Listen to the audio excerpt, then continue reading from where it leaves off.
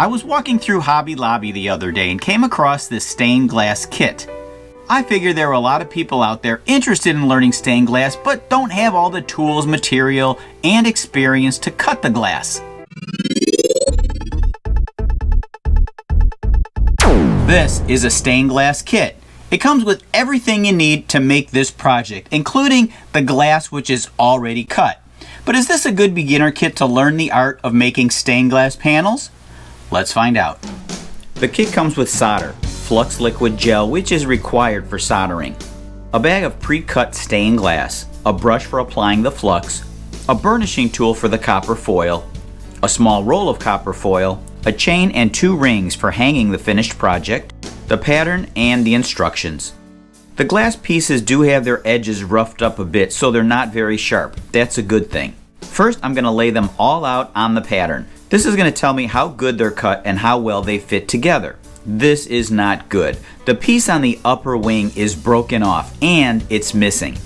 At this point, I'd either make the bird as it is or just return it to the store. Fortunately for me, I have some scrap glass of the same color. I won't take too much time explaining how to cut a new piece because that's not the purpose of this video. As I'm matching up the cut glass pieces to the pattern, I notice there's quite a few gaps between the pieces. This is not ideal, but it will still work. This means there's just going to be a little bit more solder needed to fill the gaps. It is important to clean all the glass edges in order for the copper foil to stick well. You can clean it many different ways. Here I'm using some isopropyl alcohol. When applying the copper foil, try to keep your fingers off of the sticky part as much as possible. There are some copper foiling tools that make this job much easier, but as a beginner, you wouldn't have this. The idea here is to place the edge of the glass directly on the center of the copper foil. Wrap it around the whole circumference of the glass and overlap a little where they come together. Now you can fold over the edges of the copper foil and then grab the burnishing tool, rub it down on the glass. You press pretty hard, but not so hard as to tear the copper foil. This might take a little practice. The kit does come with a little extra copper foil, more than you need, so if you mess up a piece, just remove it and start over. If the ends don't line up quite right, take a razor blade and straighten them out. In preparation for soldering, I'm pushing the glass pieces as close together as possible. Wherever you solder, there needs to be a small amount of flux brushed on before soldering. Otherwise, the solder isn't going to flow where it needs to go. At this point, I'm not soldering the whole bird. You just want to tack down specific intersections in order to keep all the pieces from moving. For example, a solder tack right in the middle of the flower will hold all 5 petals in place.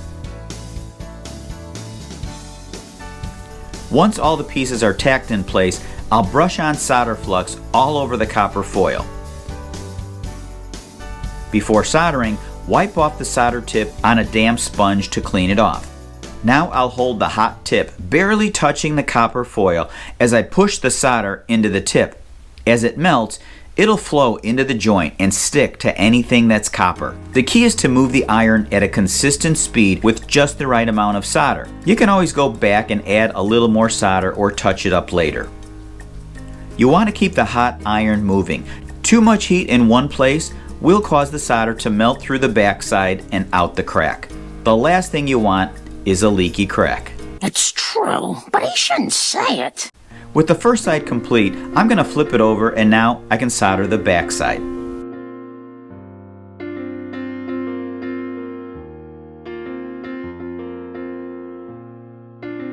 Along the outer edges, I apply a little flux and then run my hot soldering iron across it.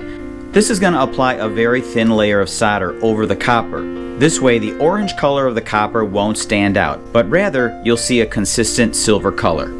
I'm placing the 2 chain rings as shown in the picture.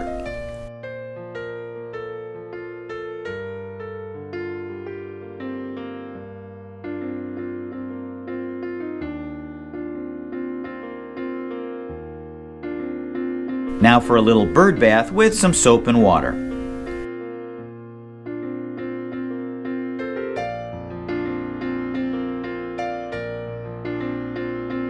At this point, I could hang up the bird and call it finished, but I do have some black patina for solder.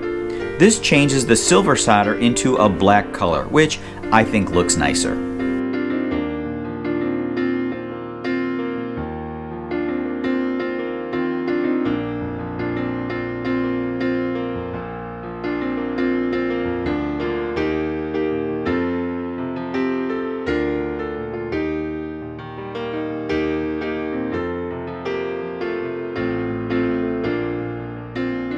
After a little clean and wax with some slip and shine, this thing was ready to hang up. Or was it?